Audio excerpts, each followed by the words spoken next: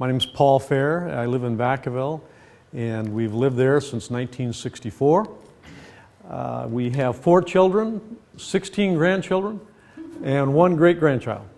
And I've been in the area of sustainability for about 6 years now. Spent about, I don't know, maybe 5,000 or 6,000 hours on the subject. I don't know everything there is to know about it, but I do know a bit about it. And so we can talk about it from A to Z. And if there's something that's on your mind that's a question mark around this whole topic, by all means, we'll stop and chat about that for a minute. We'll try and stay on target, but if there's something that we need to wrap up tonight because it's our last time together, by all means, we'll take time to do that. Green jobs and sustainability, do they exist? One of the things that happens in my world is I teach students at the college, and we've launched a green education program over there. The college hired the firm that I work for, which happens to be my company. They hired us to install a green education program at the college a couple years ago, and so we have done that, and since we've been there, we've trained over 450 students, and so we've had a number of them come through the doors on an average of 300 hours of study per student. So they've studied quite a bit. So we're going to do something in 40 minutes that they do in 300 hours.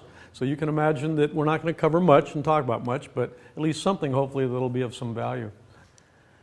Let's talk a little bit about, you've probably touched on a number of these subjects tonight, but I at least want to establish some motivational background to why sustainability makes sense, not just from an ecological perspective or an environmental perspective, because it makes sense on both of those topics, but it also makes sense in terms of it's a vocationally viable area to be in because of some of the realities of what drives the sustainable marketplace. So we'll talk about that just a little bit. So it's just not all of us trying to find things to do. There's some reasons behind the scenes or behind the curtains that are driving the marketplace, whether we like it or not. Okay, so we'll at least establish that as a ground floor basis that we all can kind of consider or think about. Why does this drive the sustainable marketplace? Because people consume energy all over the globe. Okay, and where does energy primarily come from? Fossil fuels. Okay, and as population grows, demand for energy continues to climb, and where we find our energy generation from primarily, where our energy generation comes from primarily today, is fossil fuels. And we know that we have a finite amount of fossil fuels in the known and projected reserves, and the faster we take them out of the ground, the shorter the time frame is between now and when we've exhausted them. The guesstimate right now is 60 to 90 years left, and it's done. And so we've enjoyed crude oil for 200 years in terms of our entire civilization existence, in terms of the entire society track or historical perspective. About 200 years, it was a wonderful energy source, and then it's gone. And the good news is in our lifetime, we got to enjoy that. The bad news is one more of me, and it's not there anymore. So there is some real sobering realities if, in fact, we have a crude oil problem going forward. We got into this little background work just so we know what drives a sustainable marketplace. What does it really creates jobs? And so I'm kind of introducing some of those reasons that are unequivocal. We can't really argue about them. That's creating a marketplace for sustainability. What we see here is the atmospheric carbon dioxide measured at Mauna Loa in Hawaii. And if we continue this line, you kind of notice that it's kind of getting a little steeper. Okay, and right now it's around 385, 390 parts per million. That's a fact. And also what we notice on there is it has a little annual cycle. Do you guys see the little wiggle, little sawtooth that's created there? And then when we blow that particular phenomena up, it looks like this. In January, it's about middle of the amount of carbon dioxide in the atmosphere. It peaks out in April. It starts dropping the amount of carbon dioxide in the atmosphere and kind of bottoms out in October, and then it starts going back up again. Why is that happening? What's happening? It's the growing cycle of the northern hemisphere. Okay, where our plants start really popping out in the northern hemisphere is this part of the year, and then we start losing leaves. The plants start going into their dormant state, those deciduous trees, and during that time, they don't go through this process of photosynthesis. There's not that much greenery around there, and so the carbon dioxide in the atmosphere goes up. And it happens, it's called the greening in the northern hemisphere. And so when we look at the northern and southern hemisphere, what do we see right off the bat? There's a ton of land in the northern hemisphere compared to the amount of land in the southern hemisphere. You guys see that?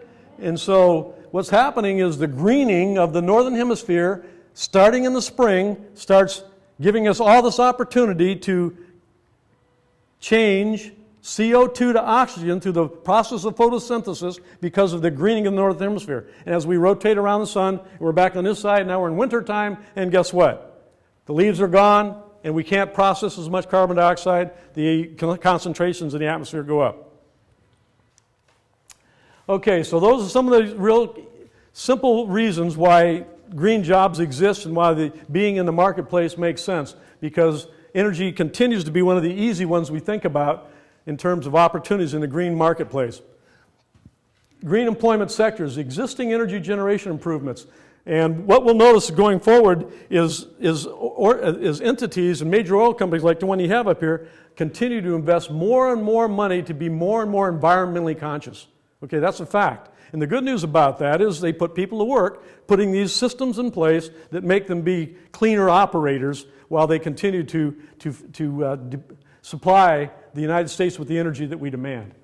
Audits and evaluations, I don't know if that makes sense to you, but one of the things we do from a green technology standpoint, we have two companies, you guys. We have an education company, we have an energy company. And when we take our education hat off, we put our energy hat on, we evaluate buildings like this and determine how it's doing from an energy efficiency perspective, how it's doing from a waste management perspective, how it's doing from a water efficiency perspective, how it's doing from an environmental health perspective, and we make recommendations to people in terms of what they can do about that to improve that situation. And then we make those changes, and then after all that's done, we say, hey, by the way, we can do one more thing with your building if you choose to. We can put a renewable energy system on your building and reduce or remove your PG&E bill.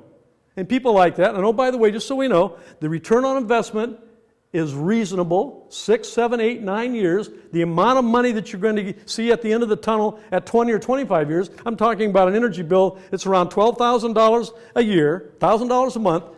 The return on investment after 20 years on that type of scenario, what number do you think it would be? $300,000, $400,000, $500,000? Close to $600,000 that's been saved through that process. It's a wonderful deal. Here's some more of the charts and tables they put together. Estimated employment, 3-year projected, growth rate, blah, blah, blah. There's all that kind of stuff. Billing performance, retrofitting specialists. This is some of the things that our energy side does. You notice it has 58% growth expected. I can tell you that's real. It's real. It's real. I see it all the time. Energy efficiency occupations. And again, if you want to just pick one out of here, here's 16.8%. Energy auditors or home energy raters. Who are those people? They are called BPI, building analysts. It's a credential that people go to school for. Highly technical. It's not something you earn in 10 minutes. It's highly technical. The tests are hard. So it's BPI, building analyst is one of the ones that does that type of work. Another one for the state of California is called HERS 2, Home Energy Rating System 2. It's taught by two agencies in California, one being CalCerts up in Sacramento. Again, very technically oriented. And those guys come into a building like this, they hook up their equipment, they run some tests, and they come and 2 weeks later they come back with some diagnostic information that is absolutely stunning. It's excellent. The software environment that evaluates how buildings operate and the technology that goes with that is at a high level today. It's not just smoke and mirrors. There's really something to it. So anyway, renewable energy, there's plenty of opportunities. Photo PV, we call it. Wind is in there. Solar heating's in there. Shallow depth geothermal.